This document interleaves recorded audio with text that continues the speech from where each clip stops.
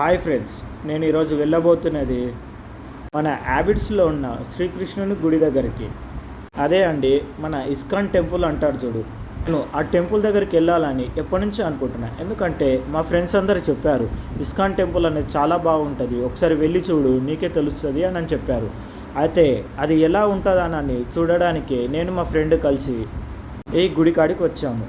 అయితే లోపలికి వెళ్ళి చూడగా చాలా బాగా అనిపించింది. ఎందుకంటే ఆ జనాలు వాళ్ళు చేసే ఆ భజన నాకు చాలా బాగా అనిపించింది. అట్లా కృష్ణుని చూద్దాం అని చెప్పి ఇంకా కొద్దిగా ముందరకు పోయి చూడగా అక్కడ చాలామంది పబ్లిక్ ఉన్నారు. ఇప్పుడు లోపలికి వెళ్ళలేమని చెప్పేసి అనుకుంటాగా మా ఫ్రెండ్ ఇలా చెప్పాడు, పక్కల ఇంకా సూపర్గా ఉంది అది చూద్దాం నాడు అని చెప్పేసి లోపలికి వెళ్ళడానికే మేము ఇద్దరం రెడీ అయ్యి అట్లా లోపలికి వెళ్ళాము. అక్కడ పోయి చూడగా అక్కడ మొత్తం శ్రీకృష్ణుడు పుట్టినప్పటి నుంచి మహాభారతం జరిగిన దాకా అన్ని శిల్పాలు ఉన్నాయి. కావాలంటే ఒకసారి మీరే చూడండి ఎంత బాగున్నదో.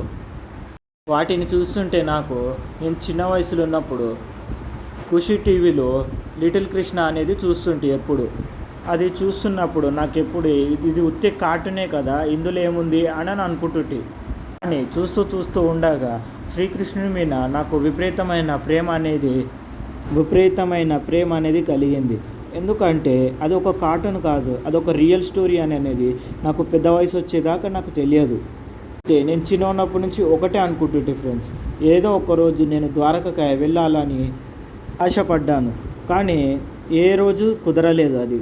ఎందుకంటే మనకి ఈ వయసులో సంపాదించడమే తప్ప అడిగి వెళ్ళేంత సమయం అనేది లేదు. ఎందుకంటే మనం ఎంత సంపాదించినా సరే ఆ డబ్బులు అనేటివి ఏదో ఒక బండికో లేదా ఈ రూమ్ రెంట్కో అనేది పోతూనే ఉంది. కానీ ఒక్కసారైనా సరే చేతిలో డబ్బులు పెట్టుకొని ద్వారకకి వెళ్దామని చాలాసార్లు ప్రయత్నించాను, కానీ కుదరలేకపోయింది. అది నాకు చాలా బాధగా అనిపించింది. ఇప్పుడు మా నాన్న వచ్చి ఇలా ధైర్యం చెప్పాడు, దేవుని ఆజ్ఞ లేకుండా మనం ఎక్కడికి పోలేము అని పెద్దలు అంటారంటగా ఫ్రెండ్స్.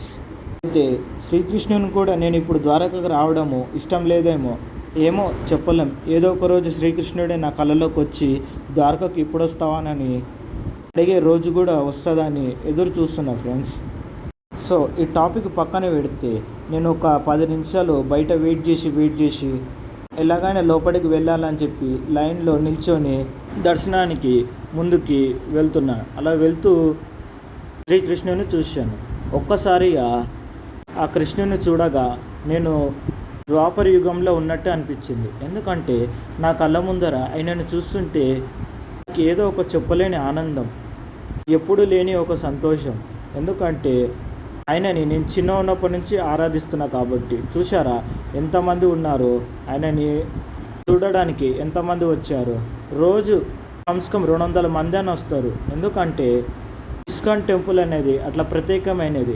అక్కడికి వచ్చిన వాళ్ళు ఆయనను దర్శించుకోకుండా ఎక్కడికి వెళ్ళరు. కావాలంటే మీరే చూడండి ఎంతమంది ఆడ భజన చేస్తున్నారో, ఆయన భక్తిలో ఎట్లా ఉండిపోయారో. సో ఫ్రెండ్స్, నేను చెప్పేది ఏంటంటే మీరు కూడా ఎప్పుడన్నా ఒకరోజు సెలవు తీసుకొని ఈ ఇస్కాన్ కాడికి రండి.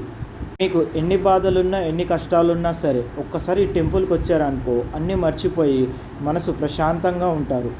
సో నేను చెప్పానని కాదు ఫ్రెండ్స్, మీరు కూడా ఒకసారి వచ్చి చూడండి. మీకు నమ్మకం కలిగితే మీ ఫ్రెండ్స్ని కూడా తీసుకొని వచ్చి చూపియండి. ఈ వీడియో ఏదో నా యూట్యూబ్ ఛానల్ కోసం కాదు ఫ్రెండ్స్, మీ సంతోషం కోసం అని నేను చెప్తున్నా. ఎందుకంటే ఎంతోమందికి ఇస్కాన్ టెంపుల్ ఎక్కడున్నదో తెలియని వాళ్ళ కోసమే ఈ వీడియో తీశాను ఫ్రెండ్స్, అంతేకాని నా స్వార్థంతో కాదు. మీకు ఈ వీడియోగా నేను నచ్చితే నాకు ఒక లైక్ అండ్ సబ్స్క్రైబ్ చేయండి ఫ్రెండ్స్, అంతే. కానీ టెంపుల్కి మాత్రం వెళ్ళకుండా ఉండకండి ఫ్రెండ్స్. ఎందుకంటే ఒకసారి వెళ్ళి చూడండి.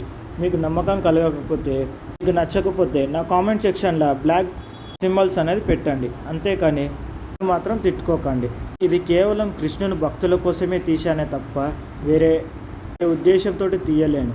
మీలో కూడా కృష్ణుని భక్తులు ఉంటే ఒకసారి వెళ్ళి చూడండి ఫ్రెండ్స్. Thank you.